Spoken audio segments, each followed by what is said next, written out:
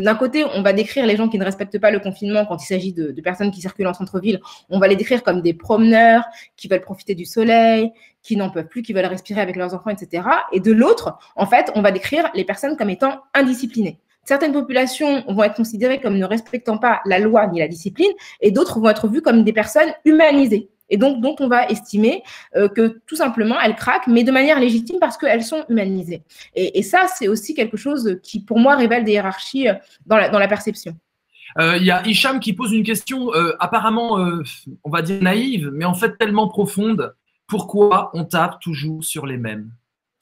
Ah, il y a plusieurs histoires dans l'histoire. La police est souvent utilisée pour protéger l'institution davantage que pour protéger la population. L'état d'urgence, il faut rappeler que c'est une loi qui a été votée en 1955 dans le cadre de la guerre d'Algérie. Donc, c'est important de rappeler que ça a été voté dans un contexte colonial à destination du maintien de l'ordre, entre guillemets, vis-à-vis de populations colonisées à l'époque, et que c'est une situation qui n'a été mobilisée que dans un contexte colonial. C'est-à-dire que l'état d'urgence a été donc créé en 1955, et ensuite, il a été mobilisé en Nouvelle-Calédonie en 1986, il me semble, ensuite en 2005, quand il y a eu les révoltes dans les quartiers populaires, et ensuite en 2015. Et théoriquement, la loi disait que c'était un état d'urgence qui devait durer 12 jours, et il a été étendu maintes et maintes fois sous François Hollande, et il a duré jusqu'en 2017. Et il a fait l'objet, en grande partie, d'une retranscription dans la loi, et donc la plupart des dispositions de l'état d'urgence font aujourd'hui partie du droit positif. Tout ça pour dire qu'on mobilise des moyens exceptionnels de maintien de l'ordre, je mets encore des guillemets,